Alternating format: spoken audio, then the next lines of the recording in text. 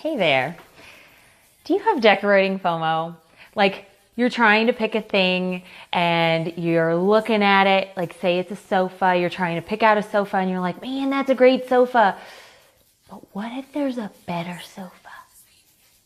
So then you go on Facebook and you are on Pinterest and Wayfair and Overstock and more Pinterest, and you check out, like, I love this sofa. I love it so much, but if there's a better one out there, like, what would I do if I paid for this sofa and all of a sudden, oh my gosh, there's another one I like better, right?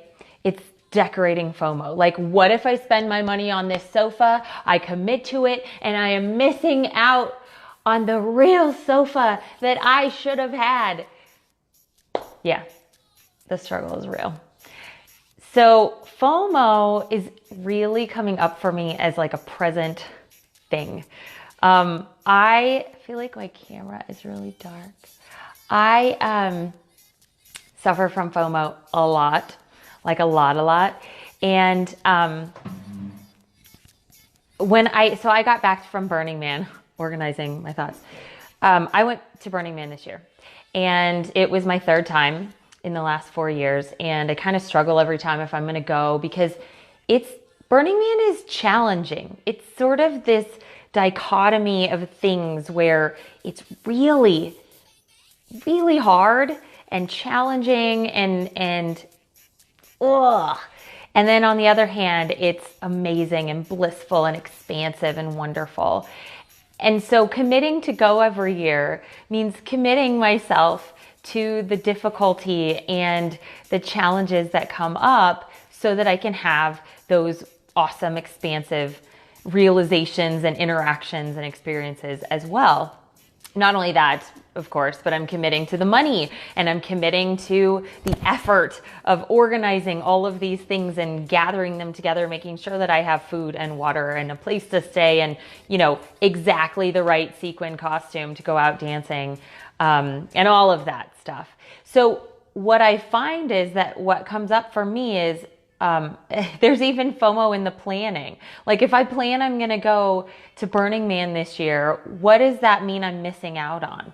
Am I missing out on a trip to Europe that I would love to take? Am I missing out on Labor Day festivities? Am I missing out on a number of things that I'm choosing instead to commit my time and my resources and my effort to Burning Man and my focus? I mean, that's a biggie, right? Your focus.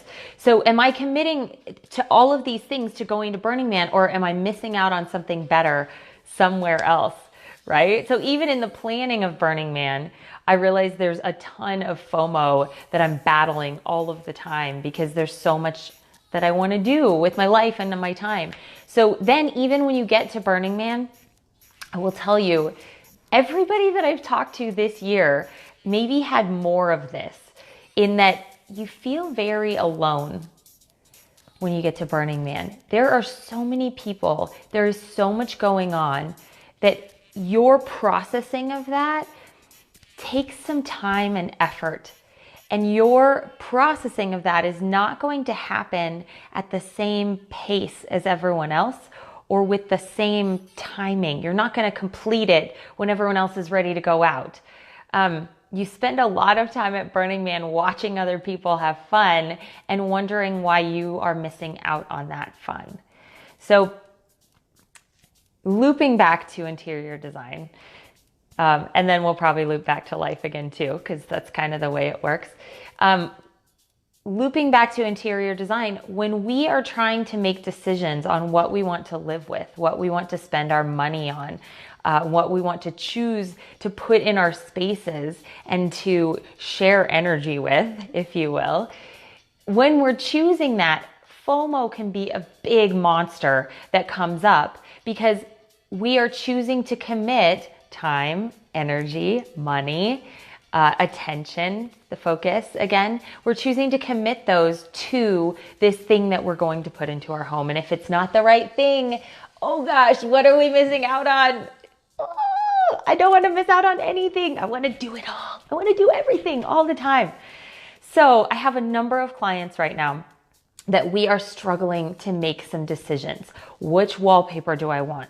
Which dining room buffet do I want? Oh my gosh, which dining chairs are the right dining chairs? And look, I get this. When I have to design my own spaces and I'm picking things out for my own spaces, I go through the very same thing. But looking at it from an outsider's point of view, there's a lot going on here. And what I'm realizing in walking my clients through this is that this massive amount of information that our brains are dealing with to make decisions is really juicy. We can learn a lot from it. You know, we are in being aware of what it is that we're afraid of missing. We can be aware of what's important to us. We can be aware of what it is that we can't live without.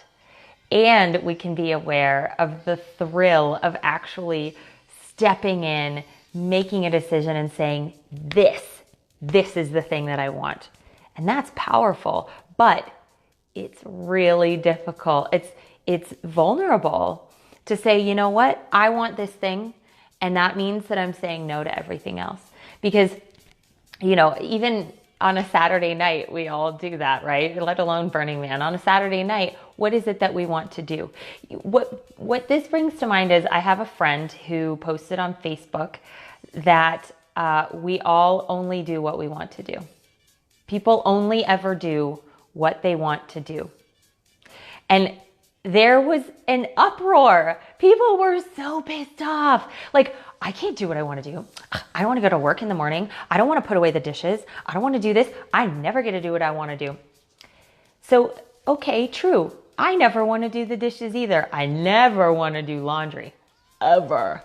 And you know what? I never want to make the bed. But I'll tell you something. I make the bed at least once a week, not my own. I do not wash my own sheets that often. Call me gross. Ugh, I don't know. I think it's fine. I know where my sheets have been. But I change the sheets at least once a week because I have a room that I rent out Airbnb. So do I want to change the sheets out? No. Do I want the income that the Airbnb gives me so that I can go travel? Yes. Yes, I do. So ultimately, do I actually want to change the sheets? Ultimately, I do, because I understand what comes out of that, right? And FOMO interlinks directly with this, because with FOMO, we get frozen. We get frozen in, do I want this? Do I want this? Do I want this? And the way to combat that is to sit with ourselves, to slow down for just a second and tap into that thing that's really what we want. So, do I really want this sofa? No. Really, you probably don't want any sofa. Really, you want a place to sit down with your family at the end of a long day and relax. Really, you want a place that you can host book club. Really, you want a place that is the place that it's your go-to when you have a hot cup of coffee or a hot cup of tea and a really good book and the fireplace, right? So there's something on my website, I don't care what your sofa looks like, is on my design page, because ultimately, I really don't care what your sofa looks like. I care how you feel when you sit in it. So when you're struggling with design FOMO or life FOMO, they're the same thing. That might be because you're struggling with what it is you ultimately want. And struggling with, oh, I have to buy a sofa. No, you don't. Sit on the floor. Well, mine's all ripped. Okay, get rid of it. You don't have to buy a sofa. But if you can dive into the resistance, you can dive into, what do I want in this situation?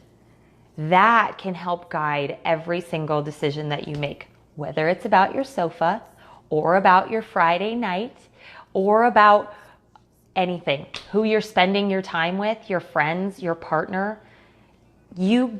Ultimately, you get to do what you want. And if what you want is not this person, not this sofa, not to spend $7,000 on a sofa, but to buy the one from your neighbor that they're trying to get rid of, what do you want, right? Like that's a perfect point. With the sofa, you get to choose, do I want a sofa at all? Do I want the cheapest sofa I can find because I really want to save my money for these other things that I'm doing in life, whatever they are?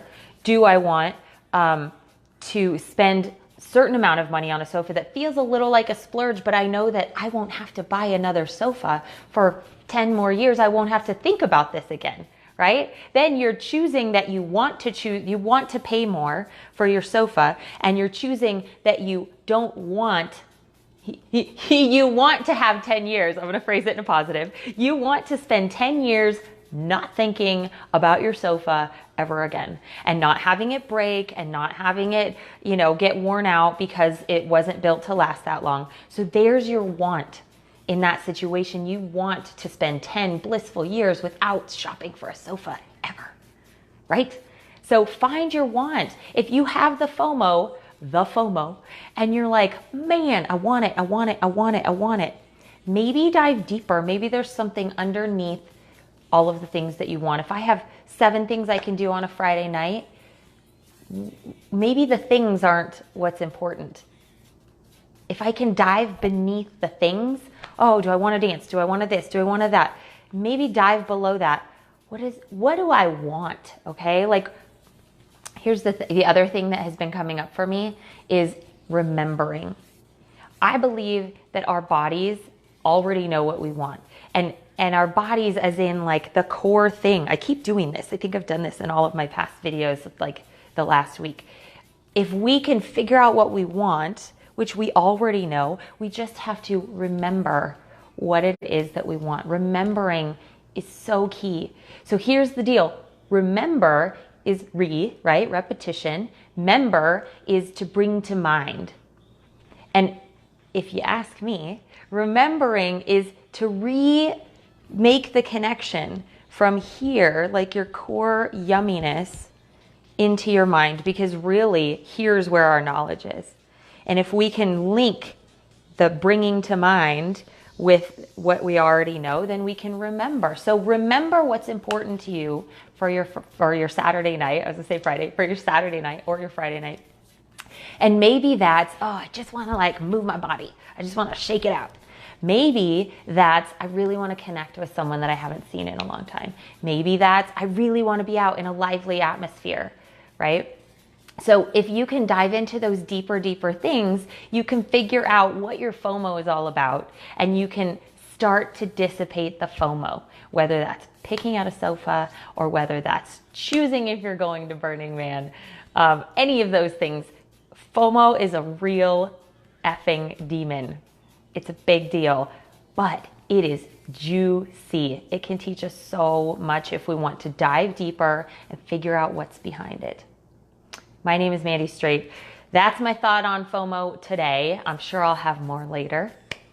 And if you are looking to dispel some of your own FOMO, if you're looking to change your home and how it feels, if you're looking to combat some of your own demons about figuring out what's in your way and how you move forward into something else, whether that's using your spaces or not, I would love to help you out. Go to mandystraight.com. I will also put a link in this post on how to get to my Calendly page, and you can schedule an online session with me or ping me on Facebook. Thank you so much.